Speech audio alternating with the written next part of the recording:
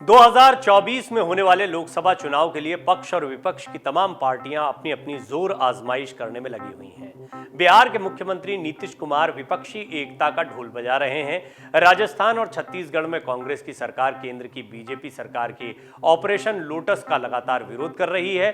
बिहार में मुख्यमंत्री नीतीश कुमार हाल ही में बीजेपी के साथ गठबंधन तोड़कर विपक्ष आरजेडी से नाता जोड़ चुके हैं। बिहार में एनडीए की सरकार गिराकर नीतीश ने आरजेडी, कांग्रेस पार्टी और वाम दलों को साथ मिलाकर नई सरकार बनाई है। राजस्थान, छत्तीसगढ़ में सरकार चल रही है कांग्रेस की। राजस्थान में अशोक गहलोत तो छत्तीसगढ़ में भूपेश बघेल कांग्रेस की सरकार का नेतृत्व कर रहे हैं। रामलीला के मैदान पर मंच से कांग्रेस ने इन दोनों चेहरों को सामने भी रखा, अपनी ताकत दिखाने की कोशिश करी। उधर विपक्ष में टीएमसी की मुखर नेता ममता बनर्जी के उपराष्ट्रपति चुनाव के वक्त से ही अलग तेवर देखने को मिले हैं और ममता बनर्जी खुद को कांग्रेस से अलग रखने की मंशा तो पहले से दिखा ही रही थी। बीजेपी के ऑपरेशन लोटस के खिलाफ तमाम विपक्षी दल एकला चलो रे की नीति पर आगे बढ़ते हुए दिखाई दे रहे हैं। दिल्ली के उप मुख्यमंत्री मनीष सिसोदिया के घर सीबीआई का छापा पड़ा। आम आदमी पार्टी ये दावे करने लगी कि 2024 में लोकसभा चुनाव में बीजेपी को आम आदमी पार्टी से कड़ी टक्कर मिलेगी, इसलिए बीजेपी आपका मनोबल तोड़ने की कोशिश कर रही है। महाराष्ट्र में संजय राउत पर ईडी की कार्रवाई, पश्चिम बंगाल में पार्थ चटर्जी पर और ममता बनर्जी के भतीजे अभिषेक बनर्जी पर केंद्रीय जांच एजेंसी की कार्रवाई हो रही है। विपक्षी दल राज्यों में चल रहे केंद्रीय जांच एजेंसी की कार्रवाई को लेकर केंद्र की बीजेपी सरकार पर लगातार हमलावर है। ऐसे में लगता नहीं है कि शायद तमाम कोशिशों के बावजूद इस बार भी प्रधानमंत्री नरेंद्र मोदी के खिलाफ विपक्ष का कोई संयुक्त उम्मीदवार चुनावी मैदान में उतारा जा सकेगा। परिस्थितियों को देखते हुए सवाल उठता है कि क्या 2024 चुनाव से पहले विपक्षी कुनबा एकजुट हो पाएगा? क्या सभी ममता, नीतीश, केजरीवाल विपक्षी एकजुट होकर बीजेपी से मजबूत हो जाएंगे? क्या 2024 में संयुक्त मोर्चा जैसी नौबत आ जाएगी? 1998 का 12वें लोकसभा चुनाव का समय याद कीजिए, जो इस बात का गवाह है कि 1996 के आम चुनाव में भाजपा सबसे बड़ी पार्टी बनकर उभरी थी। 1996-97 में बीजेपी के खिलाफ विपक्षियों के संयुक्त मोर्चे का जन्म हुआ था। अटल बिहारी वाजपेयी 13 दिन तक प्रधानमंत्री रहे, लेकिन बहुमत साबित नहीं कर पाने की वजह से उन्हें इस्तीफा देना पड़ा, और वो इसलिए क्योंकि फ्लोर टेस्ट में संयुक्त मोर्चा की जीत हुई थी। आज की परिस्थितियां भी उसी समय से मिलती जुलती दिखाई दे रही हैं। केंद्र की बीजेपी सरकार से विपक्ष इन दिनों परेशान है। पश्चिम बंगाल की मुख्यमंत्री और तृणमूल कांग्रेस प्रमुख ममता बनर्जी भी बाकी विपक्षी दलों की तरह ये मानती हैं कि बीजेपी भारत को विपक्ष मुक्त बनाने में जुटी हुई है, लेकिन यहां पर अब ताकत बीजेपी के पास में है। केंद्रीय एजेंसियों की जांच की आंच उनके भतीजे अभिषेक बनर्जी, बहू रुचिरा बनर्जी तक पहुंची है। पार्टी के दिग्गज नेता और ममता के खासम खास रहे पार्थ चटर्जी, एक्ट्रेस अर्पिता मुखर्जी के घर नोटों के भंडार मिलने के बाद पार्थ चटर्जी जेल में हैं। उधर महाराष्ट्र, बिहार से लेकर दिल्ली तक हर जगह विपक्षी दलों के कई बड़े नेता या तो जेल में हैं या उन्हें जेल जाने का डर सता रहा है। यही नहीं, 6 दशक से ज्यादा देश पर राज करने वाली कांग्रेस पार्टी की मुखिया सोनिया गांधी और पार्टी के प्रमुख राहुल गांधी, जो कि प्रमुख बनना चाहते नहीं बनना चाहते, इस पर कंफ्यूजन रहता है कि ईडी में पेशी हो चुकी है। विपक्षी नेताओं पर केंद्रीय जांच एजेंसियों की लटकती हुई तलवार के बीच विपक्षी खेमे में खलबली मची हुई है।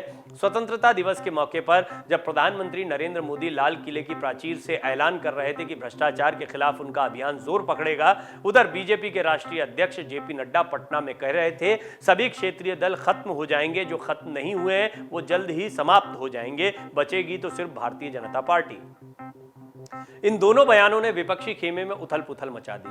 विपक्ष इन बयानों पर एतबार भी करने लगा है। आखिर ऐसा क्यों ना हो, क्योंकि जमीनी तौर पर ऐसा देखा जा रहा है। कर्नाटक, मध्य प्रदेश, झारखंड तक ऑपरेशन लोटस कह लें या फिर ये कह लें कि सरकारें पलट जाती हैं, ये कह लें कि बीजेपी जो है वो विपक्षी दलों को कमजोर कर रही है, जैसा विपक्ष का हमेशा आरोप होता है, ये जो जेपी नड्डा कह रहे थे उसका एक प्रमाण दिखता है। आखिर में बिहार में भी नीतीश कुमार ने इसी ऑपरेशन लोटस का हवाला देते हुए पलटी मार ली। नीतीश ने दावा किया कि केंद्र में मंत्री रहे आरसीपी सिंह के जरिए उनकी पार्टी जेडीयू को तोड़ने की कोशिश हो रही थी, और अब तो तेजस्वी यादव भी उनकी हां में हां मिला रहे हैं। केंद्रीय एजेंसियां और ऑपरेशन लोटस के 2 हथियारों से एक एक कर समूचे विपक्ष का दायरा सिमटता जा रहा है। जहां तक बात कांग्रेस पार्टी की है तो उसमें अध्यक्ष पद के चुनाव के लिए घमासान मचा है, अंदरूनी फूट देखने को मिल रही है। ममता बनर्जी भी ये संदेश दे रही हैं कि लोकसभा का चुनाव 2024 में वो अपने दम पर लड़ने वाली हैं, क्योंकि वो प्रधानमंत्री बनने की लंबे समय से इच्छा रख रही हैं। वो कहती है पोस्ट पोल अलायंस के बारे में सोचा जा सकता है कि किसका प्रदर्शन कैसा रहता है, उसके आधार पर कोई गठबंधन बनाया जाए। लेकिन यहां बहुत महत्वपूर्ण रहेगा कि चुनाव के दौरान क्या कोई गठबंधन प्रधानमंत्री मोदी के खिलाफ दिखाई देता है और कोई चेहरा होगा विपक्ष का। अब इस इच्छा को वो नहीं दबाना चाहती हैं, ममता बनर्जी भी चाहती हैं, क्योंकि नीतीश कुमार से ज्यादा बेहतर प्रदर्शन उनका रहा है, ज्यादा ताकतवर दिखाई देती हैं। अब नीतीश कुमार और ममता बनर्जी ऐसे में आमने सामने दिखाई देते हैं। उधर तेलंगाना के मुख्यमंत्री केसीआर जो हैं, के चंद्रशेखर राव, मोदी विरोधी खेमे का नेतृत्व करने से नहीं हिचक रहे हैं। उनके सामने इधर कुआं उधर खाई वाली स्थितियां बनी हुई हैं। वो किसका पक्ष लें? एक तो खुद उनके अंदर भी पीएम कैंडिडेट बनने की प्रबल इच्छा बनी हुई है, वहीं कोई एक मजबूत कैंडिडेट देना है, सबको साथ लेकर चलना है। ये सब ठीक है, लेकिन सवाल घूम फिर कर यही आता है कि क्या विपक्ष एकजुट हो पाएगा? क्या इस बार खुल जाएगा विपक्ष की किस्मत का ताला? राजनीति संभावनाओं का खेल है। नेता भी हर संभावित हालात की कल्पना करते हैं, इसलिए भविष्य की संभावनाओं पर हर तरह से विचार करना लाजमी दिखाई देता है। अगर विपक्षी दलों ने बीजेपी को 272 का आंकड़ा हासिल करने से रोक दिया तो संभावना है कि चुनाव बाद गठबंधन बन सकता है, जैसा कि महागठबंधन का प्रयोग बिहार में देखने को मिल रहा है। सब एक साथ आ गए। 1996 की संयुक्त मोर्चा सरकार का उदाहरण इस बात की एक और आस जगाता है। यह कहना गलत नहीं होगा कि 2024 में संयुक्त मोर्चा जैसा गठबंधन बनने की संभावना तभी बन सकती है जब बीजेपी अकेले के दम पर 272 के आसपास नहीं पहुंच पाए।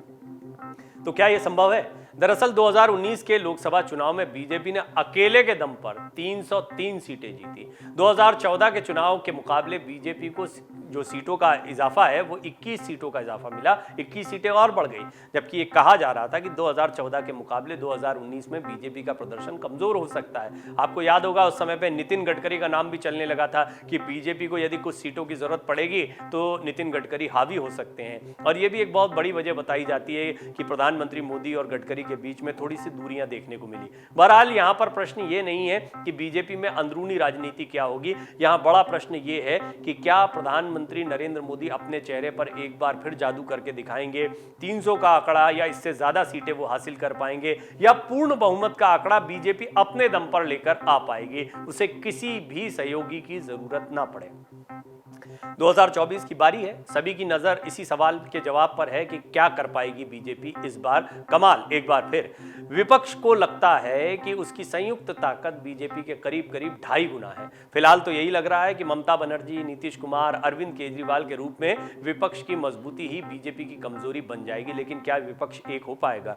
इस विपक्ष के कई धड़े दिखाई देते हैं। कांग्रेस और ममता बनर्जी की कभी नहीं बनती है। नीतीश ममता बनर्जी खुलकर साथ में नहीं आ रहे हैं। महाराष्ट्र का अपना सियासी घमासान है, वहां एनसीपी कांग्रेस साथ में दिखाई दे रहे हैं, लेकिन शिवसेना 2 धड़ों में बढ़ चुकी है।